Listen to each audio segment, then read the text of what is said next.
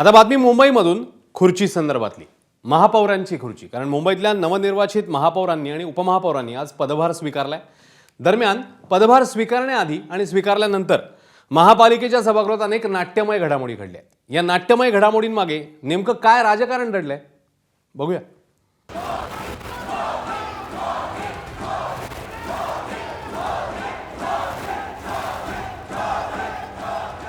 तब्बल 44 वर्षांनी मुंबई महापालिकेत भाजपचा महापौर पदभार स्वीकारणार होता, म्हणून भाजप नगरसेवकांनी मोदींच्या घोषणांनी मुंबई महापालिकेचं सभागृह दणाणून सोडलं।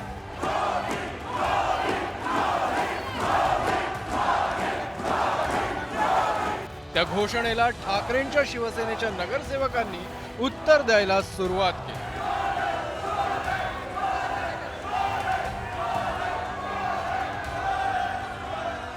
चोर हैच्या घोषणांचा आवाज वाढत असताना नवीन घोषणा कानावर पडू लागल्या।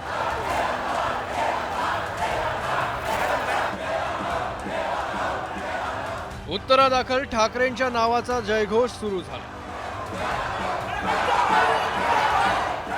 आजवर दुसऱ्यांदाच मुंबई महापालिकेच्या सभागृहात आलेले देवेंद्र फडणवीस ही जुगलबंदी गॅलरीत बसून पाहत होते। मुंबई महापालिकेत भाजपच्या रितू तावडेंची महापौर म्हणून तर शिवसेनेच्या संजय घाडी यांची उपमहापौर म्हणून बिनविरोध निवड झाली। या दोघांनीही आज अधिकृतरित्या पदभार स्वीकारला। दरम्यान पीठासीन अधिकारी म्हणून मुंबई महापालिकेचे आयुक्त भूषण गगराणी यांच्या नियुक्तीवर ठाकरेंच्या शिवसेनेच्या गटनेत्या किशोरी पेडणेकरांनी आक्षेप नोंदवला। पीठासीन अधिकारी म्हणून आयुक्तांऐवजी सर्वात वरिष्ठ नगरसेवकाला नेमलं जातं, या परंपरेची पेडणेकरांनी आठवण करून दिली। महापौर ज्या वेळेला इलेक्शन होतं, निवडणूक होते, त्यावेळेला ह्या सभागृहाचे जास्तीत जास्त सिनियर तिथे बसले पाहिजे। मग ते कुठल्याही पक्षाचे असू शकतात।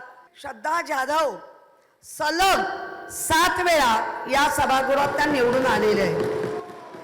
आणि इतकं असं काय घडलं की आपण त्या मिनिटाला सुद्धा कामकाजापुरतं सुद्धा आपण त्यांना ते कामकाज करायला दिलं नाही किंवा याचाच आम्ही खरा निषेध करतो। सुरुवात जर इतक्या वेगळ्या गोष्टींनी होत असेल तर नक्की मुंबईकरांच्या हिताचं किंवा मुंबईकरांना जे अपेक्षित सर्वांनी मिळून करायचं कामकाज ते अशाच पद्धतीने होणार आहे का?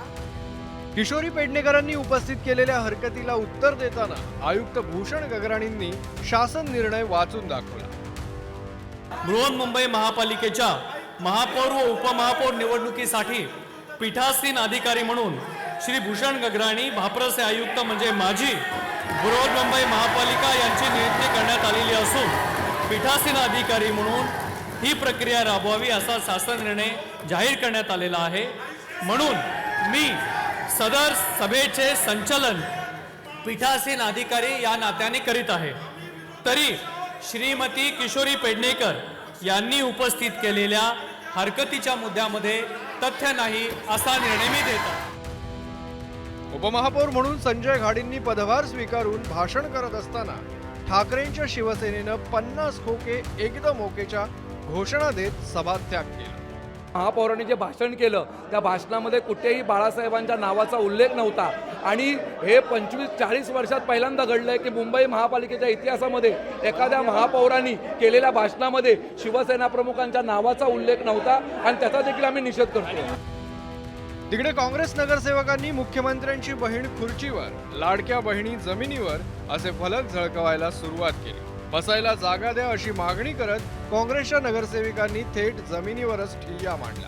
आसन व्यवस्थेवरून काँग्रेस नगरसेवकांनी महापौरांना घेरण्याचा प्रयत्न केला। आपल्या जागेवर शिंदेच्या शिवसेनेचे नगरसेवक बसल्याचा दावा काँग्रेसच्या नगरसेवकांनी केला। आमची जी जागा होती ज्यावर आमच्या इंडियन नॅशनल काँग्रेसचा बोर्ड लावला होता त्या जागावर शिंदे गुटांचे नगरसेवक बसलेले होते। आमचं असं म्हणणं आहे की first day of the corporation महापौरांनी हे दिसवलेलं आहे की ते फक्त पक्षांचे नगरसेवक महापौर आहे आणि मुंबई शहरांसाठी त्यांच्या हृदयामध्ये कुठली पण काही पण जागा नाही। सभागृहात प्रवेश करतेवेळी देखील काँग्रेस नगरसेवकांनी तोंडाला मास्क लावून एंट्री केली। एकीकडे विरोधकांचा हा गदारोळ सुरू असताना मुंबईच्या नव्या कारभाऱ्यांनी म्हणजेच महापौरांनी आणि उपमहापौरांनी त्यांच्या ध्येय धोरणाची रूपरेषा स्पष्ट केली। कोविड आल्यानंतर या ठिकाणी जेव्हा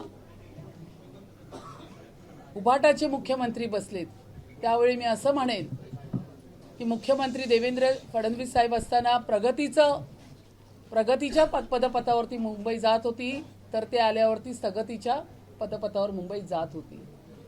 मी तर याही पलीकडे पुढे जाऊन सांगते की मी सभागृह चालवत असताना तुम्हाला दिसेल, अन्यथा मी इतर वेळी माझ्या महत्त्वाच्या कामाव्यतिरिक्त मी महापौर म्हणून तुम्हाला रस्त्यावरती उभी राहून लोकांच्या सर्वसामान्य जनतेमध्ये गेलेली असणार। मुंबईकरांना विश्वास देऊ इच्छितो की मुंबईचा जो विकास राज्य सरकार आणि केंद्र सरकारच्या नेतृत्वाखाली झपाट्याने चालू आहे, त्याच झपाट्याने या मुंबई शहराचा विकास देखील झपाट्याने होईल।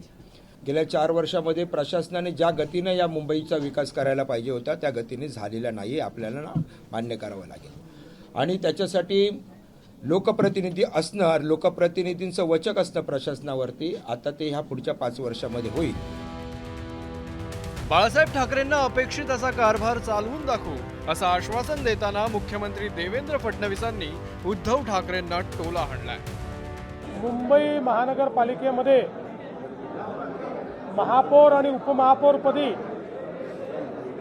शिवसेना, भारतीय जनता पार्टी, महायुतीचे आमचे सदस्य विराजमान झाले आहेत।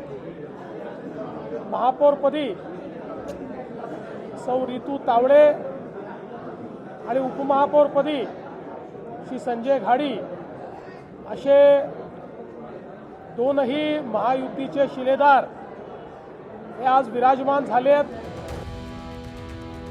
तर बाळासाहेबांप्रमाणेच पंतप्रधान मोदींचं मुंबईबाबतचं कोणतं स्वप्न पूर्ण करण्याचं ध्येय एकनाथ शिंदेंनी डोळ्यासमोर ठेवलंय तेही ऐकूया।